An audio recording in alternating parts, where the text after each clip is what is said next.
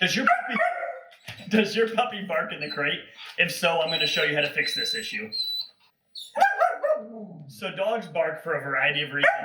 Sometimes it's just puppy excitement like this. Other times it can be severe separation anxiety. Today's video is going to focus on how to fix this. So puppy excitement that's barking because they want out of the crate and they just want to play and they don't want to stay in here any longer. All right, we came outside just so it's a little bit quieter and to calm Miss Oakley down. Today we're going to do a few things. The first thing we're going to do is we're going to teach her just a foundation of calmness, and we're going to use the heel command for that. It'll make a lot of sense later in the video when you see how we're going to use it.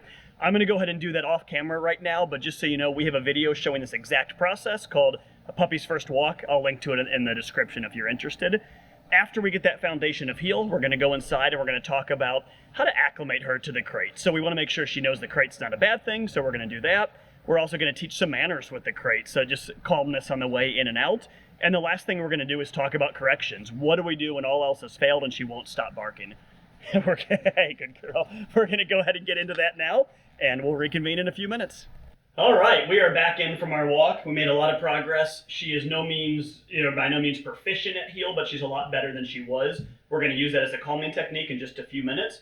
First, I want to acclimate her to the crate. So there's a few ways to do that. Now as you saw, she was in the crate earlier. Here I've got some treats. So she's been in the crate, but if I had a brand new puppy, I might start by just tossing a couple treats in, telling them a word. I didn't say it there because I was talking to you, of course. Could be kennel, could be crate, it's whatever you want.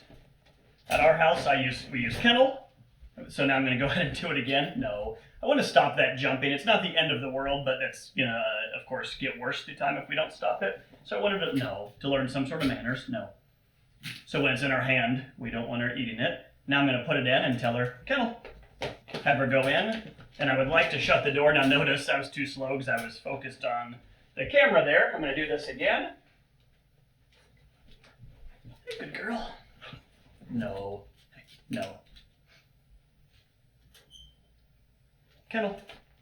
And then I'm going to shut the door.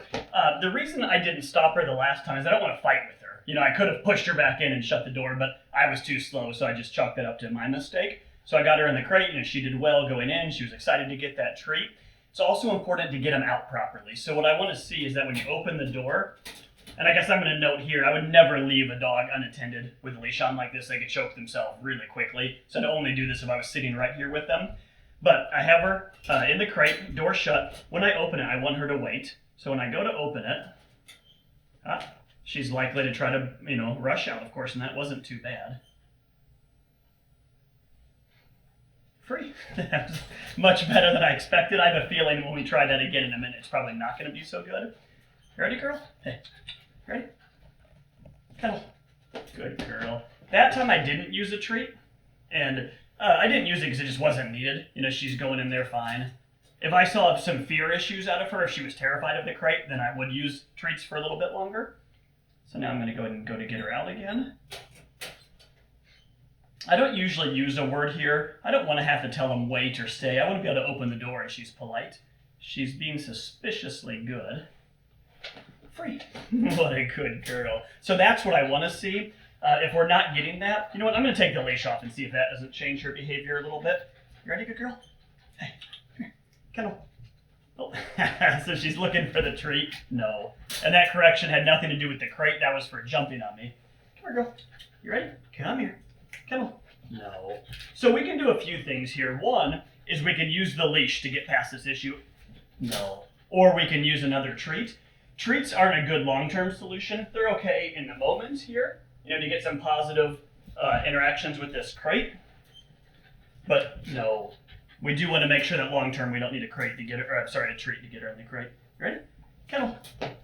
Good girl. So now I'm going to take this leash off and see if this changes her behavior. I'd really like to be able to show you how to stop her from coming out. Hey, are you a good girl? Yes. Also worth noting, this crate is about as small as it can possibly be and still be a good fit for her. I want to make sure they can stand up and get their head all the way up in the crate. We have a video on that if you want to watch it. It should be helpful for you in sizing a crate appropriately. We don't want too big because then they're going to go to the corner, the back corner and pee and then come up to the front and sleep. But here, she can stand all the way up, but she's going to outgrow this in probably within a week or so.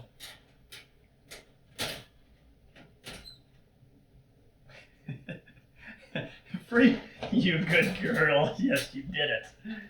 Okay, so that's crate acclimation in a nutshell. Every dog's different. If your dog is terrified of the crate, this could take days of using treats and lots of praise, and short little sessions having them in there. She doesn't have any fear. She wants out of the crate because she wants to be with everybody else and be busy, see the other dogs, see some people. So here, I think we're ready to move on. Now we're going to spend some time getting her to go in the crate on her own. Well, I'm going to be using the leash, but hopefully not having to use treats. Treats aren't bad, but we get so many clients that come to us that can only get their dog in the crate when there's a treat. To me, they're only an acceptable tool if you wean the dog off of them. So if you want to use treats for a week and then wean the dog off, that's absolutely fine. And some dogs will then be perfect and go in the crate, on their own every time. Others won't. We like the dog to actually learn the word so that when we say kennel, they'll go there on their own free. That's what I'm going to start working on now. I'm going to use the leash and collar, so we'll see how she does. You ready? Come here, good girl. Are you ready? Kennel, let's go. Kennel. There's a girl. Good. So I'm using the leash and collar to guide her in there. Now when I open the door, I want her to wait on her own without me saying anything. Free. What a good girl. Now this is still, of course, on leash. If I were to try this without the leash on, there's a 0% chance it would work unless I was throwing a treat in there. Are you ready, good girl? Let's go. You ready? Kennel, come on. Kennel, let's go. So you can see she put the brakes on a little bit there, and I use soft pressure to get her in. The amount of pressure you use just depends on the dog. Here's some thoughts though. One is if you're having to truly drag her in there, you might want to rethink the process and slow down some, get her better on leash first, maybe use treats to get her comfortable going in the crate. So some pressure is fine, but it shouldn't feel like a wrestling match between you and the dog. If it is, that's a problem and you need to take a step back and figure out a new solution. Free. What a good girl.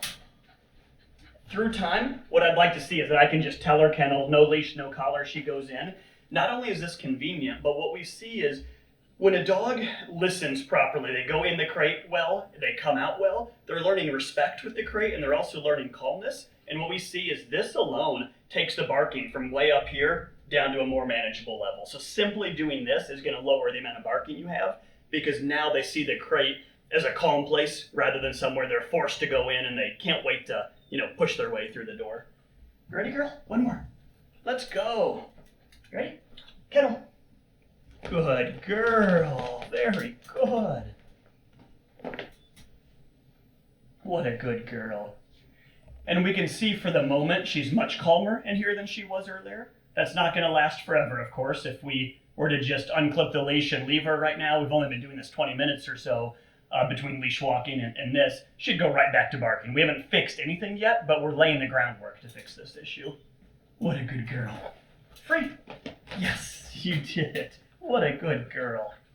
So far, this has looked probably a little bit too easy, right? At the start, Oakley was barking like crazy. Then we did a little bit of leash training, just a couple minutes, brought her in, did some crate acclimation, and now for the moment, everything is fine.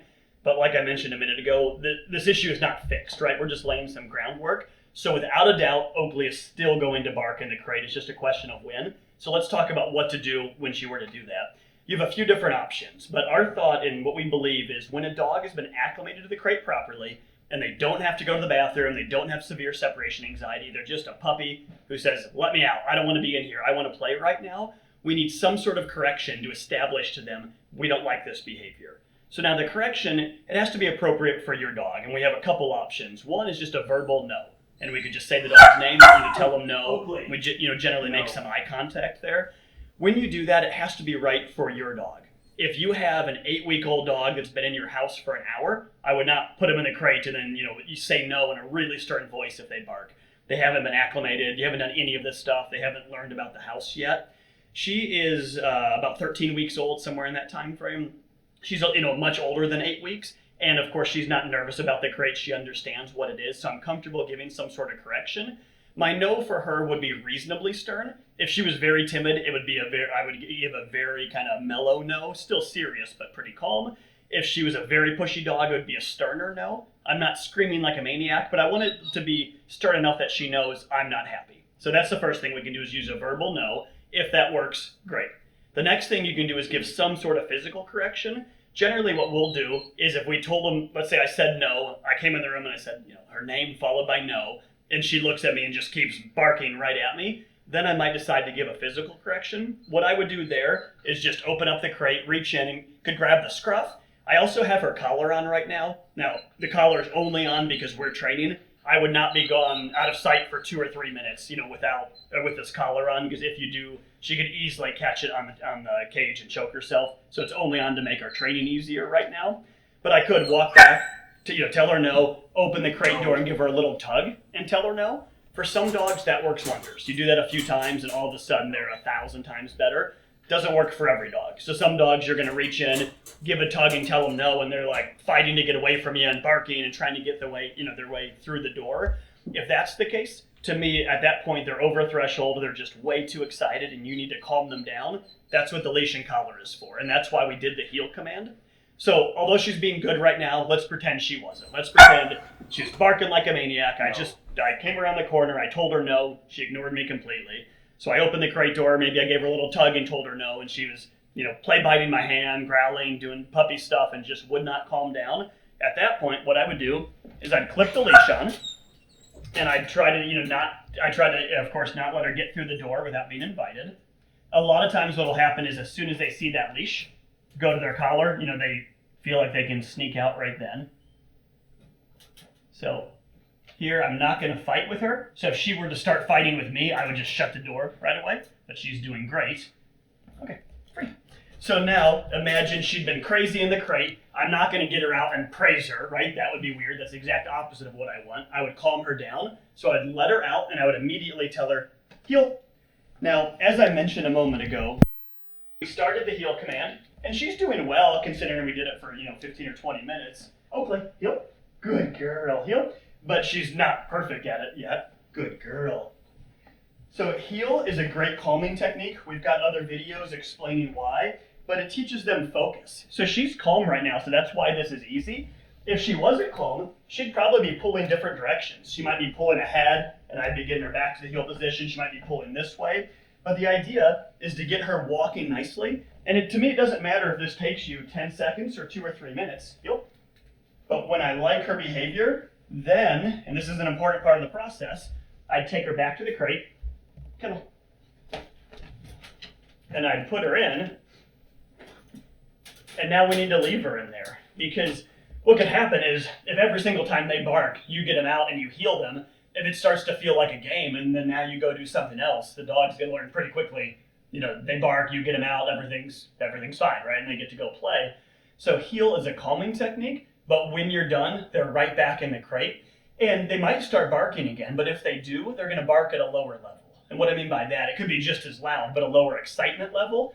The heel calmed them down, so now when they start barking, maybe it's not a level 10 bark, maybe it's a level 5. So now the idea is that if you have to use a verbal correction or a physical correction, it's more likely to work.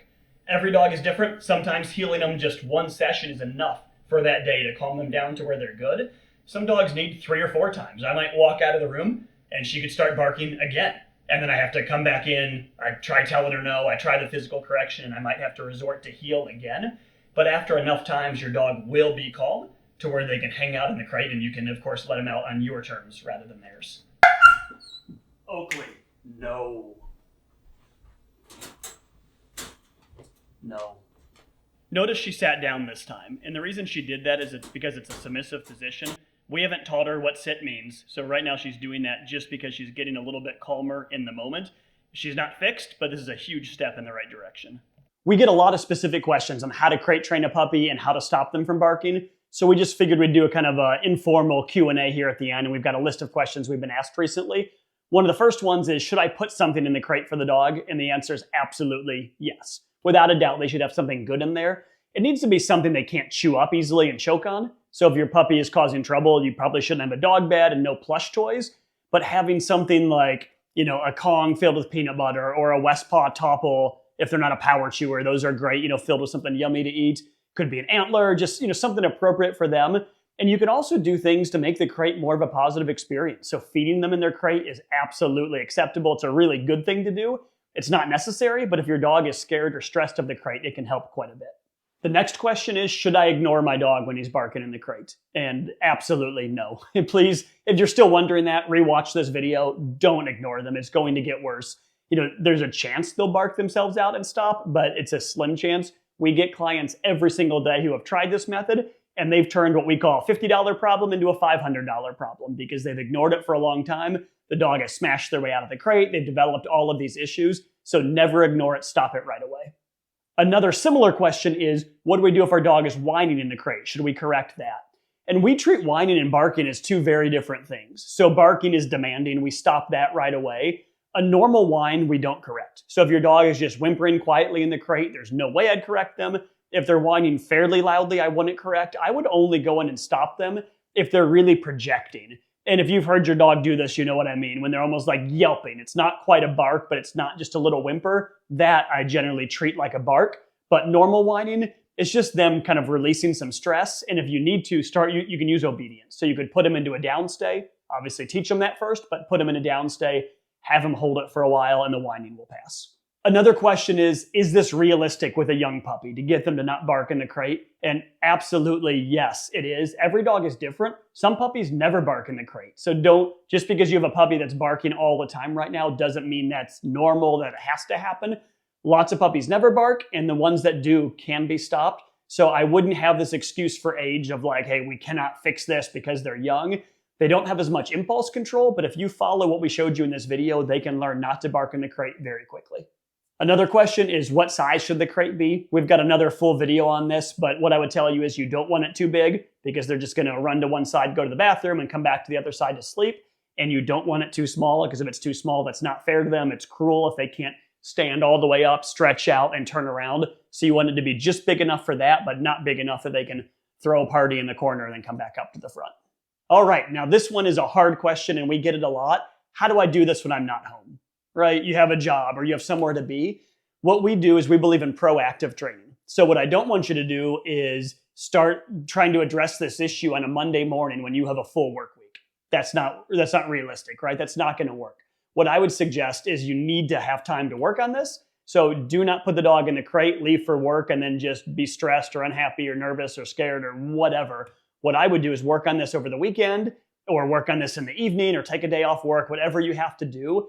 And then you can do little kind of trial separation. So you could put the dog in the crate after you've made some progress and you say, okay, buddy, see you later. You walk out calmly. You go to the garage, you slam the door, you walk out just like you normally do, maybe even start the car and back up down the driveway. And then I would sneak back in somewhere and listen. And then you could read a book, sit on your cell phone, bring a laptop with you, whatever, clean the garage, anything, and just be quiet so they don't know you're there. And if they were to start barking, come in, do exactly what we did during this video. And when they're calm, leave again, and just slowly start building up to longer and longer periods of time. If you've got more questions, definitely hit us with them in the comments. We would love to help you. Make sure to subscribe to our channel. We have a ton of content, and we just want to help you have a great life with your dog.